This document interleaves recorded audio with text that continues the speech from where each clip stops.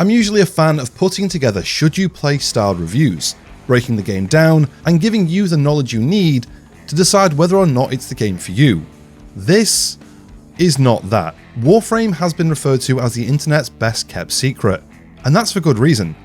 Warframe is a game that has been building up and going from strength to strength over the last 11 years, adding more of everything from Warframe, story, different ways to get around, different ways to play, companions, and the list goes on. And the punchline here is it's all completely free. The game does of course have a cash shop, but there's nothing in there you can't get by simply playing the game. Even the premium currency is tradable with other players, so you can simply grind some items, then sell them to other players for that premium currency.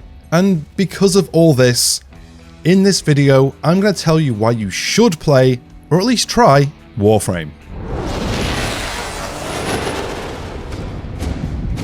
First, chill out keyboard warriors, I can see you there with fingers hovering over the keyboard. This video is not sponsored, it is not paid for, I simply want to shine a light on a game that has gone from strength to strength and deserves a hearty high five, or at least a little fist bump. Saying that, Digital Extremes, if you see this, DMs are open. For those not in the know, Warframe is an MMO-light sci-fi looter shooter developed and published by Digital Extremes, playable on PC, PlayStation 4 and 5, Xbox Series S and X, Nintendo Switch, iOS, and coming soon to Android.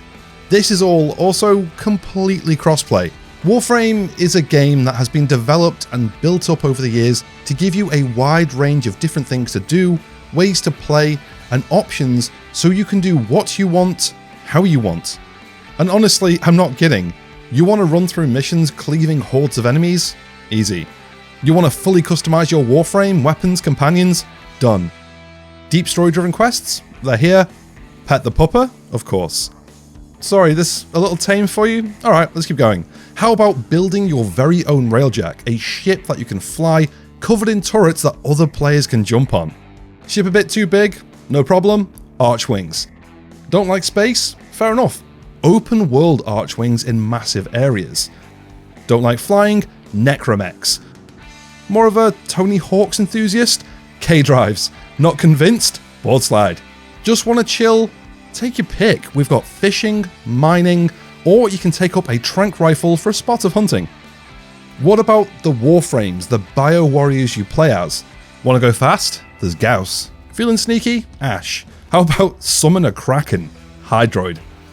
And again, I could go on, with Warframe recently adding their 58th Warframe, with the 59th coming later in the year. When it comes to activities, there is plenty to do. There is a scope of different mission types that works similar to the Division 1's Underground DLC, with each planet, enemy faction and so on having their own unique tile sets with their own flair.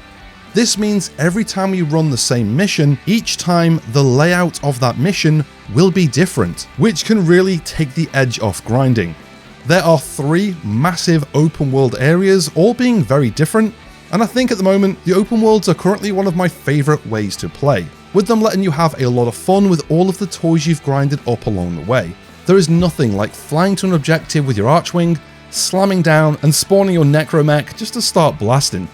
Warframe also has a ton of other activities, quests and events, with what feels like more being added with every free update, like the newest update to the game, Kume and the 5 Fates that brought Kume the 58th Warframe, and the new mission type, Sire's Visions, or Shrine Defense, where you have to defend 2 locations as a timer ticks down to an offering being spawned. When it does, you take that offering to a shrine to earn buffs before taking on an infected One. There is also a massive update on the way called Warframe 1999, which brings a whole new way to play, new, more human-looking proto-frames, atomic cycles, and a new grungy 1999 look. I mean, the game even has its own sort of nemesis system. Here, meet T. Friend, it's been too long. He's a pain in the ass and he keeps stealing my stuff. Wallet feeling a little light, friend?